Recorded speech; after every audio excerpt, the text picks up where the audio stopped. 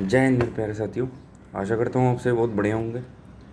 तो NIS executive assistant वाली जो सीरीज चल रही उसका यूनिट 3 के पार्ट नंबर 41 है। ठीक है, 41वां पार्ट है। तो चलिए शुरू करते हैं। तो कह रही है कार्नोट एफिशिएंसी फार्मूला, तो 1 - T low/T high।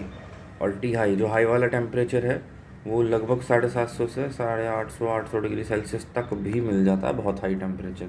ये जितना हाई होएगा उतना ही कार्नोट एफिशिएंसी ज़्यादा होएगी। Exergy is a measure of, exergy क्या है भैया? Available energy upon quality.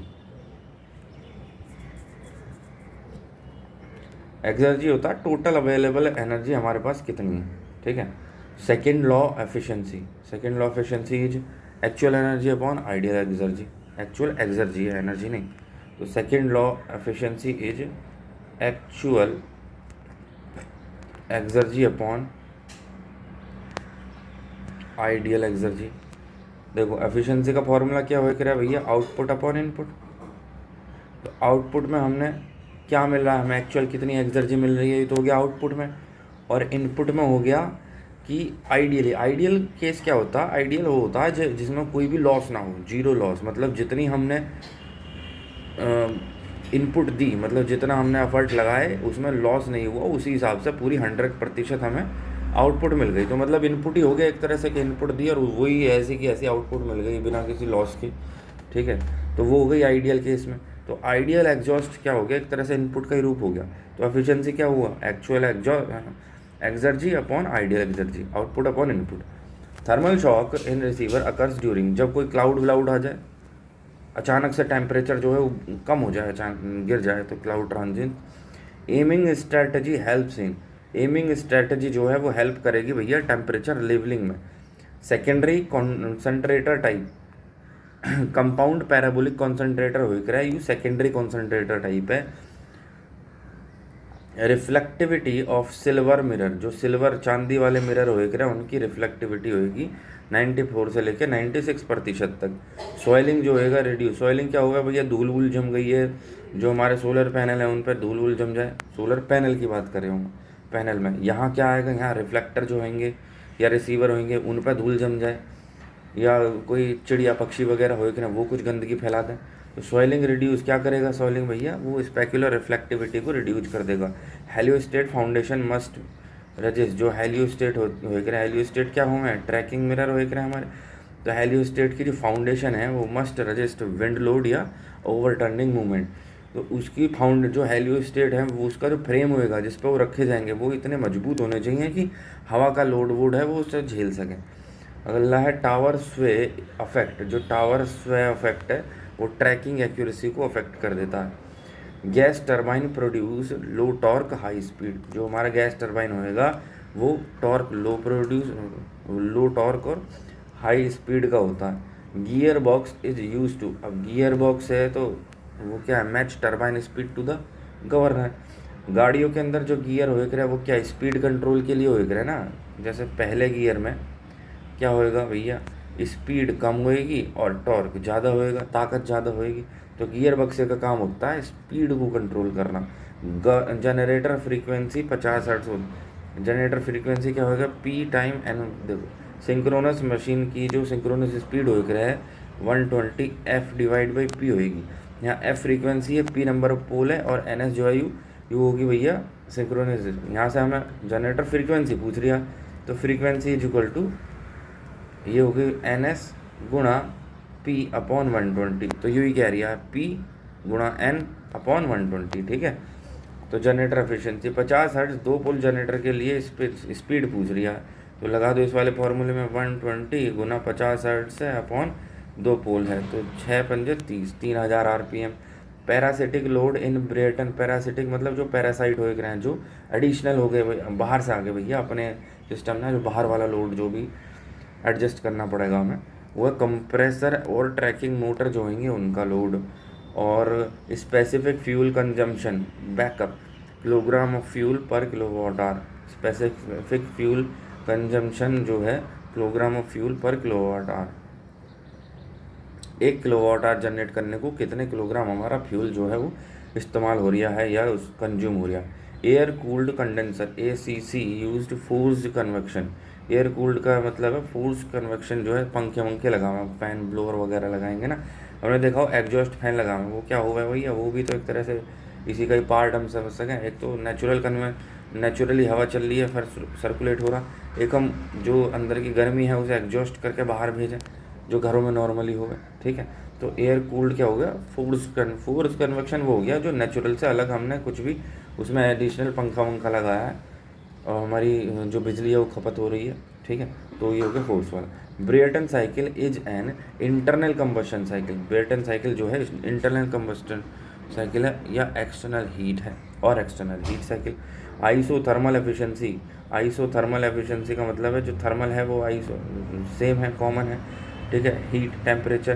तो आइडियल कॉम्प में है वर्क अपॉन वर्क, तो आइसोथर्मल एफिशिएंसी में क्या हो गया भैया, आइडियल कंपैरेटर में work isothermal upon work actual, हमारी एक्चुअल कितना काम हो सकता था, और आइसोथर्मल जब सब चीज़ें आइसोथर्मल हो, सेम हो, कॉमन हो, तब कितना काम हो सकता था, ठीक है। तो मतलब दोनों ही कंडीशन के तुलना है कि अलग अलग कंडीशन में काम कितना हो पाएगा, ये हो गया आइसोथर्मल एफिशिएंसी। रीहीटिंग जो है थर्मल एफिशिएंसी में slightly decrease unless regain use, regain है ना, रीजन, जो रीहीटिंग है में स्लाइटली डिक्रीज अनलेस रीजनरेशन होएगा, रीजनरेशन यूज्ड। तो रीहीटिंग जो है वो घट जाएगी जब तक कि हम रीजनरेटर इस्तेमाल ना करेंगे, थर्मल एफिशिएंसी उससे घट जाएगी।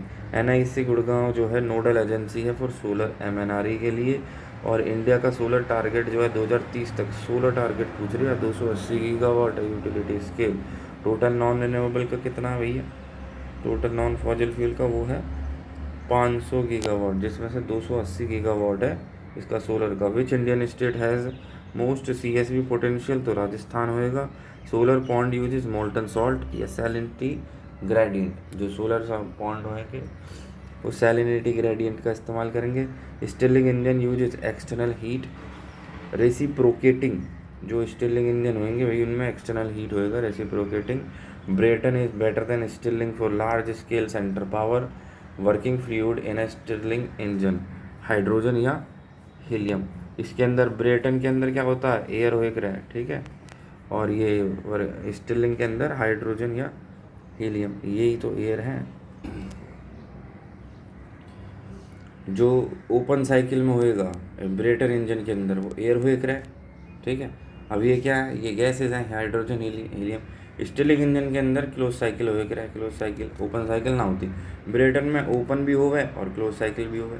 क्लोज साइकिल के अंदर आपने देखा हो एक SCO2 super critical carbon dioxide या ये हाइड्रोजन हीलियम गैसेज ये इस्तेमाल हो जाएंगी क्लोज साइकिल में। ओपन साइकिल में एयर इस्तेमाल होगी, ठीक है। तो ब्रेटन इंजन के अंदर आगे देखो O&M operation and maintenance. LCOE levelised cost of energy. Mirror canting means, जो मिरर कैंटिंग है, जो कर्विंग है ना, curving factor to focus better. Slant range effect, जो स्लैंट रेंज होएगी वो क्या इफेक्ट करेगा, beam spreads with distance. Tower height versus efficiency, tower की हाइट जो है, टॉलर टावर रिड्यूज ब्लॉकिंग, जितना ज़्यादा टावर होएगा ब्लॉकिंग रिड्यूज हो जाएगी, एफिशिएंसी बढ़िया हो जाएगी। लेकिन उसकी भी एक लिमिट होती होगी भाई, ऐसे तो है नहीं कि तुम टावर ज़मीन से और चंद्रमा तक का बना दो, ठीक है। तो एक लिमिट होती होगी कि जिस पर मैक्सिमम एफिशिएंसी देगा। रिसीवर एमिसिविटी शुड बी, जो रिसीवर की एमिसिविटी है वो शुड बी, एमिसिविटी मतलब एमिशन करना, जो उस पर रेडिएशन पड़ रहा है उसे बाहर निकालना, तो लो होनी चाहिए, low to reduce heat radiation. Grey body assumption, properties independent of wavelength. Grey body assumption क्या है भैया, वो प्रॉपर्टी है जो कि वेवलेंथ से इंडिपेंडेंट है। ब्लैक बॉडी एमिसिविटी 1 होती है ब्लैक बॉडी की। स्टेफन बोल्टमैन कांस्टेंट जो होता है 5.67 गुणा 10⁻⁻8 वॉट पर मीटर स्क्वायर केल्विन की पावर -4। देखो ये होता है ना, पावर हो गई सिग्मा एरिया डॉट T⁴। इसमें ये जो सिग्मा है you have Stefan Boltzmann constant, तो इसकी वैल्यू होगी P upon A dot T की पावर 4। पी क्या है वाट पर, ए क्या है एरिया मीटर स्क्वायर और के की घात 4, के मतलब केल्विन टेम्परेचर। या तो ऐसा हो गया वाट पर मीटर स्क्वायर डॉट के की पावर 4, या वाट डॉट मीटर की घात -2 के की घात -4, ये हो गया। तो ये है स्टेफन बोल्टमैन कांस्टेंट का unit. Thermal conductivity of air increases with temperature, जैसा तापमान बढ़ाएंगे वैसे बढ़ जाएगी। प्रेंटलेट नंबर फॉर एयर लगभग 0.7 हो गया है Prandtl number. Nusselt number represent convective heat transfer enhancement. Nusselt number है भैया जो कन्वेक्टिव हीट ट्रांसफर होएगा उसके एनहांसमेंट को रिप्रेजेंट करेगा। Reynold number define flow regime laminar या टर्बुलेंट। तो रेनॉल्ड नंबर जो फ्लो रेजिम है होता है उसको डिफाइन करेगा, लैमिनार या टर्बुलेंट कैसा है फ्लो। अगला कह रहा भैया bypass ratio in jet engine, क्या है not applicable to solar Brayton. जो सोलर ब्रेटन है उसमें एप्लीकेबल नहीं है यू बाईपास रेशो जो है जो जेट इंजन में होगा, ठीक है। तो देखो ये जो है ना प्रेंटल नंबर, ये नसल नंबर, ये रेनॉल्ड नंबर, ठीक है, इन तीनों की मैं तुम्हें फॉर्मूले और लिखवा दूँ यार। देखो एक चीज़ है, ये तीनों के तीनों ही डायमेंशनलेस नंबर है, डायमेंशनलेस नंबर है, ठीक है। और यू जो है रेनॉल्ड नंबर, यू क्या प्रेडिक्ट करेगा फ्लो रेजिम कि जो हमारा फ्लो है वो कैसे फ्लो कर रहा है, वो स्मूथ है या उसमें टर्बुलेंट, मतलब कुछ उसमें डिस्टर्बेंस आ रही है, टर्बुलेंस आ रही है। कहते हैं ना वो प्लेन में जा रहे हैं और वो कई बार झटके से ले हुए तो वो पायलट कह रहा है कि टर्बुलेंस दिक्कत है। तो यू वही है फ्लो रेजिम, जो मतलब फ्लो है हमारा फ्लूइड का वो स्मूथ है या टर्बुलेंस है उसके अंदर, अच्छा फ्लो है लैमिनार या टर्बुलेंस है। इसका फॉर्मूला क्या होएगा री का, ये कह रहा है rho V D upon mu, ठीक है। Rho V D upon mu, U तो हो जाएगी भैया रो मतलब यू तो हो जाएगी डेंसिटी, यू हो जाएगी वेलोसिटी। जब फ्लो की बात कर रहे हैं फ्लूइड के तो यू वेलोसिटी हो जाएगी उसी की, ठीक है। डी क्या है, डी एक तरह से मतलब होगा, मैं क्या मतलब डी होगी दूरी, डी डिस्टेंस या मतलब कि जो लेंथ है ना कैरेक्टरिस्टिक लेंथ वो हो गई डी, ठीक है, दूरी।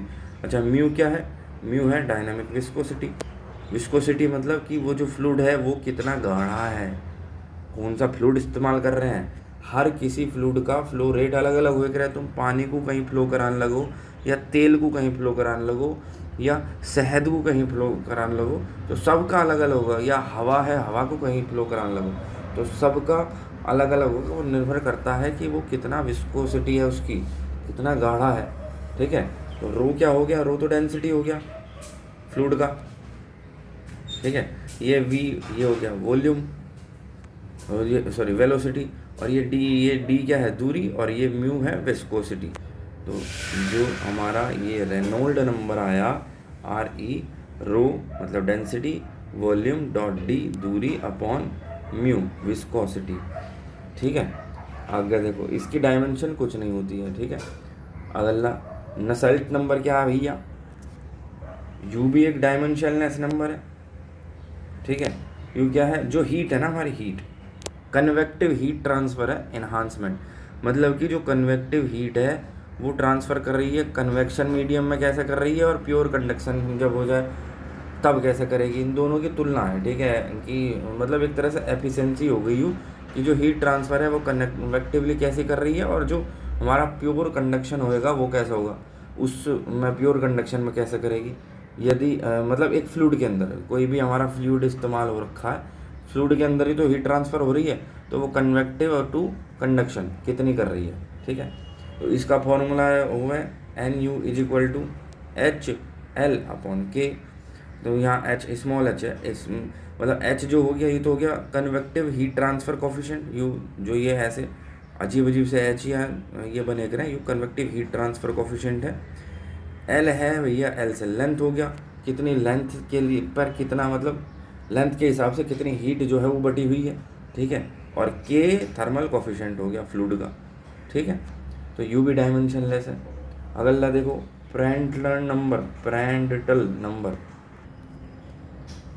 यू प्रेंटल नंबर क्या होएगा भैया, यू होगा कि जो हमारा फ्लूइड है यू भी डायमेंशनलेस नंबर, ठीक है।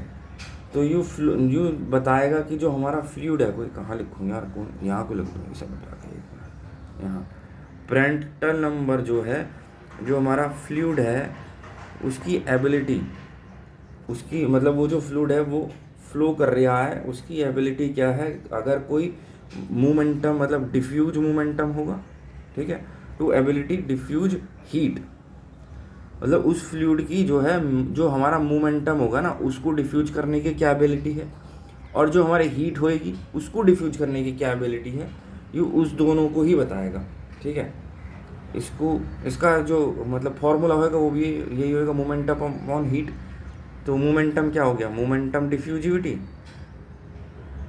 अपॉन हीट को क्या हो गया, हीट डिफ्यूजिविटी, या इसको थर्मल डिफ्यूजिविटी कह लो, कि जो हमारा फ्लूइड है वो मोमेंट को कितना डिफ्यूज कर पा रहा है तुलनात्मक रूप से हीट को डिफ्यूज करने के। तो momentum diffusivity upon heat diffusivity या थर्मल डिफ्यूजिविटी, ठीक है। हो गया। अगला देखो भैया, गैस टरबाइन वर्क्स ऑन, जो गैस की टरबाइन होएगी वो भैया स्टीडी फ्लो पे काम करेगी। Gas turbine works on steady flow, entropy of the universe always increases, जो यूनिवर्स की एंट्रोपी है वो हमेशा इंक्रीज होती है। Third law of thermodynamics, entropy at absolute zero is zero. जो थर्ड लॉ है वो क्या कहता है भैया, जो एब्सोल्यूट जीरो पर एंट्रोपी है वो जीरो ही होएगी। और सेकंड लॉ बहुत इंपॉर्टेंट है, जो कि कई बार आ चुका है इससे पहले, होता कार्नोट एफिशिएंसी। क्या होती है Carnot efficiency, 1 minus TL upon TH, और ये H जो हाई टेम्परेचर है ये 750 से 800 डिग्री सेल्सियस तक हो जाएगा। Unit of irradiance watt per metre square, insolation की यूनिट होगी kilowatt hour per metre square per day. Insolation जो होता है वो इंसिडेंस सोलर रेडिएशन, जितना सोलर रेडिएशन पड़ रहा है वो हो गया। Capacity factor is highest for CSP with storage. देखो कैपेसिटी फैक्टर जो होता है वो कॉन्सेंट्रेटेड सोलर पावर जो होगा उसका हाईएस्ट होएगा, या उसके साथ स्टोरेज कनेक्ट है तब। ब्रेटन साइकिल कोल्ड सिंक का क्या मतलब है, ये एटमॉस्फेयर ओपन और pre cooler closed. Brayton cycle जो है उसमें कोल्ड सिंक है कि भैया एटमॉस्फेयर में ओपन है और प्री कूलर क्लोज्ड है। आइसेंट्रोपिक मीन्स क्या है, एडायबिटिक एंड रिवर्सिबल। आइसेंट्रोपिक है, एडायबिटिक है, रिवर्सिबल है।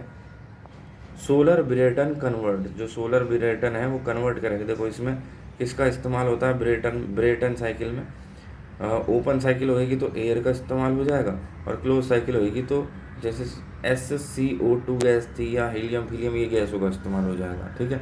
तो सोलर ब्रेटन साइकिल जो है, सोलर ब्रेटन कन्वर्ट करता है थर्मल एनर्जी को मैकेनिकल एनर्जी में, फिर मैकेनिकल से इलेक्ट्रिकल, ठीक है।